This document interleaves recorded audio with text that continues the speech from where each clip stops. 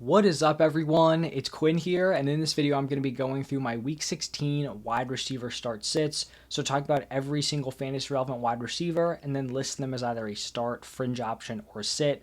The starts are going to be the guys you trust as your wide receiver ones or your wide receiver twos.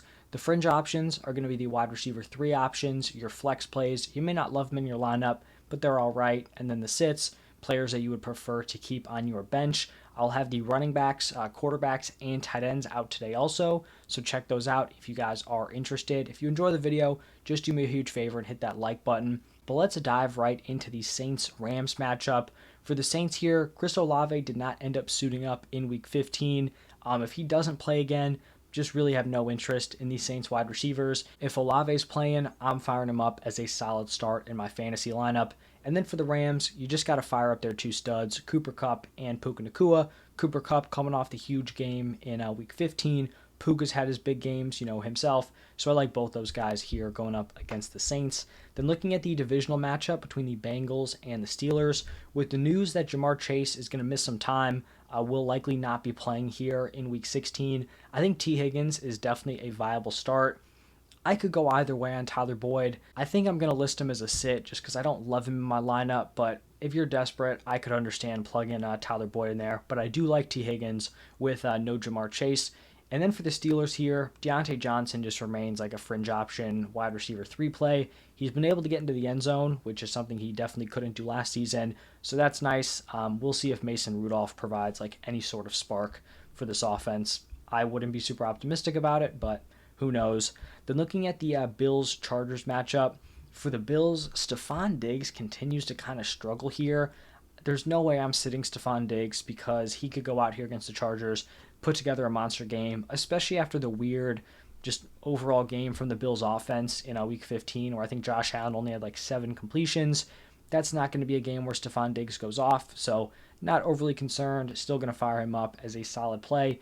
And then Gabe Davis at this point, I know I just said like it was the weird 7 completion game, but Gabe Davis has struggled over the last few weeks. He had like the one huge game in there, but outside of that, he's pretty much been a complete zero, so he's definitely going to be a sit for me. Looking at the Chargers here, if Keenan Allen is able to play this week, I'll have him as a start just based on someone who's likely going to get peppered with targets, but he'd probably be more of like that wide receiver 2 compared to like the mid to high end wide receiver 1 that we saw with Justin Herbert. If Keenan Allen is out, I could see an argument for Joshua Palmer as a fringe option.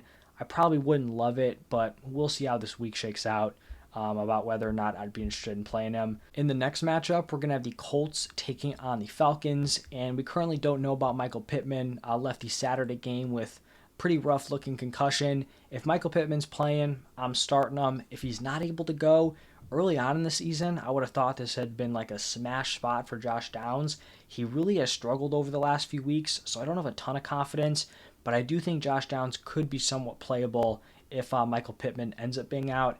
And then on the other side for the Falcons, Drake London's just going to be a fringe option. You can't trust this Falcons offense.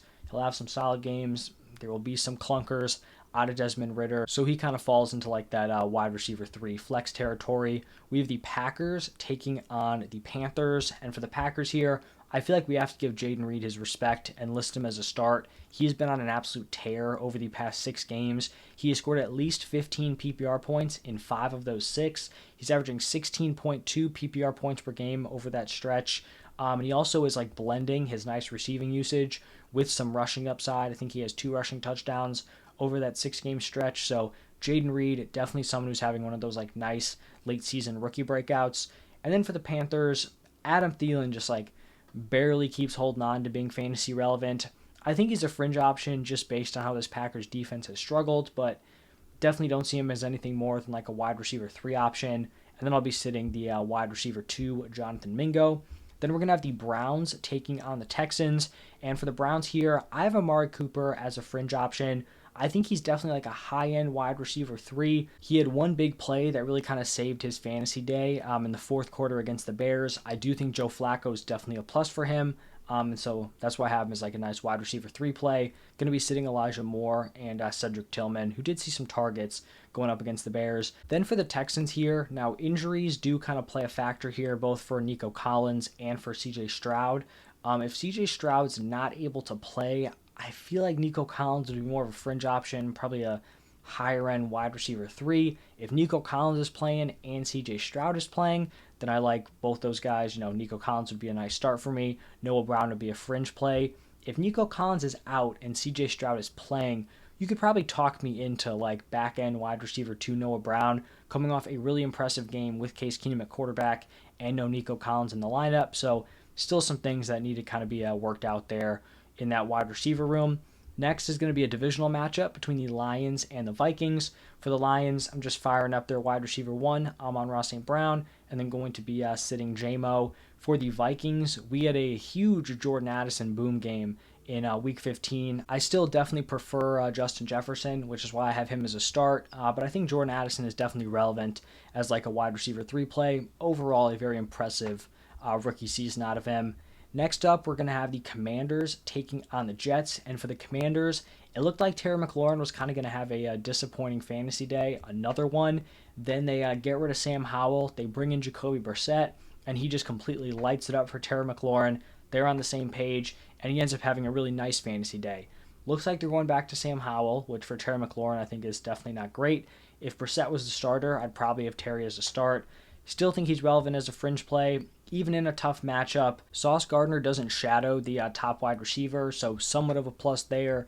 I'm going to be sitting Curtis Samuel and Jahan Dotson. Then for the Jets here, I have Garrett Wilson listed as a start, but what I will say is that if Zach Wilson clears concussion protocol and can play, then I like Garrett Wilson as a start. If Zach Wilson does not clear concussion protocol and they go with Simeon, he'll be a fringe option. When we look at the games where Zach Wilson has pretty much played, the entirety of them, so 70+% or more snaps, Garrett Wilson is averaging 15 PPR points per game. In the games where Zach Wilson is not playing 70% of the snaps, he's down to 8 PPR points per game. So there has been a huge difference. Zach Wilson has been a huge plus for him. Hopefully Zach Wilson clears and Garrett Wilson can be fired up as a solid wide receiver 2. Next up is going to be the Seahawks taking on the Titans. For the Seahawks, I like DK Metcalf as a start, as like a back-end wide receiver 2. I felt like as a whole, this wide receiver room didn't really take advantage of the prime matchup of that Eagles secondary. DK was fine. Tyler Lockett had the dud game. Jackson Smith and Jigba had the big touchdown at the end, which was a nice touch to his fantasy game. I think Tyler Lockett and JSN are both relevant as like wide receiver 3 options. And then for the Titans, I think D-Hop's a fringe play. If Levis is healthy, good to go. I think he's a high-end wide receiver 3. If Levis is not good to go, not feeling great about it. I guess Tannehill's not the biggest downgrade. Going to like probably mid to back end wide receiver 3 territory. Looking at the Jaguars Buccaneers matchup, we'll kind of see what happens here with Trevor Lawrence. If Lawrence is good to go, then I'd probably consider Calvin Ridley as a start just based on the volume. He had the play where it could have been a touchdown. Really close call there. Obviously, it didn't go his way because that's kind of how the season's gone here for Calvin Ridley. If Trevor Lawrence doesn't play, then Ridley would be a fringe option. Zay Jones, I think, dealing with a hamstring injury. We'll see what his status is. He's somewhat playable if Trevor Lawrence is healthy, but I'd still probably list him as a sit. And then for the Buccaneers here, we had a monster game out of Chris Godwin, kind of a rare occurrence this season. I still view Mike Evans as the clear top option, the clear start. And I am actually going to be sitting Chris Godwin. I know he's coming off the big game, but there just hasn't been a ton of consistency. The touchdown upside hasn't been there. And so maybe if he has a big game again in Week 16, then I look into him in Week 17. But one big game isn't really going to sway me here into listing him as like a fringe play. Looking at the Cardinals Bears matchup, for the Cardinals, Marquise Brown was active, but he was very limited in his role. He was pretty much the only wide receiver that was fantasy relevant heading into it. So definitely going to continue to sit him. For the Bears, definitely continue to fire up DJ Moore as a very strong wide receiver start. Then looking at the Cowboys Dolphins game here, for the Cowboys, CeeDee Lamb had a late touchdown, which had a decent stamp to his fantasy day on what was an overall rough game out of the Cowboys offense. You continue to fire up CeeDee Lamb as a very strong wide receiver 1, and then I'm going to be sitting Brandon Cooks, just not enough consistency there. For the Dolphins, if Tyreek Hill's healthy, obviously you're firing him up as a wide receiver 1, and then you're also firing up Jalen Waddle, who had a nice game with Tyreek Hill out. Then we're going to have the Patriots taking on the Broncos. And for the Patriots, it just seems like Demario Douglas had a concussion at the wrong time. He was starting to peak. He was operating as the Patriots wide receiver one. Then he misses the 2 games, comes back, doesn't have a great performance, and it's just going to be tough to trust him in like your fantasy semifinal playoff game. So you're going to be sitting Douglas and Devonta Parker. Then for the Broncos, we had Courtland Sutton put together a nice game in a spot where he didn't get into the end zone. That's good to see. I like Sutton here as a wide receiver 2, and then definitely going to be sitting Jerry Jeudy, even though he had a decent game in week 15. We have a divisional matchup between the Raiders and the Chiefs. For the Raiders, I'm going to be firing up Devontae Adams as a very strong start. One of the best wide receivers in the NFL, coming off a nice game on Thursday Night Football. And then I'm going to be sitting Jacoby Myers. I know he had like the passing touchdown in week 15, but there's just not enough consistent volume there. I don't trust this offense, especially going up against this tough Chiefs defense. And then for the Chiefs here, got to give some flowers here to Rashee Rice. He's kind of putting together like the textbook big late season rookie breakout. We've seen it with guys like Christian Watson, Amon-Ra St. Brown. Over the last 4 games, Rashee Rice is averaging 20.4 PPR points per game. He has seen 9 or 10 targets in all 4 of those games, so consistently commanding volume. He actually saw his best route participation of the season in week 15, 93% route participation. I mean, he was hovering around 50% for a lot of the season, so he truly has broken out. He is truly their wide receiver 1, not only in production, but also in the way they're utilizing him. I think you fire him up with a lot of confidence rest of season. Next is going to be the Giants taking on the Eagles. For the Giants, we really can't be trusting any of these wide receivers. Sitting Darius Slayton, sitting Wan'Dale Robinson, and sitting Jalen Hyatt. And then for the Eagles, I just think you continue to start their top 2, A.J. Brown and Devonta Smith. Neither guy had huge games in week 15, but I think this could be a bounce back as a whole for this Eagles offense. And then the final game of the week, the Ravens taking on the 49ers. For the Ravens here, this was a pretty wild no-show from Zay Flowers. 1 target, 1 reception for 7 yards. Was also not involved on the ground, 0 carries. And it's not like his usage fell off or his playing time fell off. He had 100% route participation, so he was just out there getting his cardio in. And I considered moving him down to a fringe option, but just based on how impressive he has been over the past 2 weeks, I'm willing to kind of overlook this one, rough game, just like one dud performance. I'm willing to overlook it considering he looked great in week 13 and week 14. On paper, just you hear the 49ers defense, you don't think that's great, but they've actually allowed the 8th most fantasy points per game to opposing wide receivers. So it's honestly kind of a plus matchup here for Zay Flowers. I'm going to have him as a start, and then going to be sitting Odell Beckham and Rashad Bateman. And then for the 49ers, no surprise, you fire up Deebo Samuel, and you fire up Brandon Ayuk. That's going to wrap it up for my Week 16 wide receiver start sits. If you guys enjoyed, hit that like button. Check out the other start sit videos.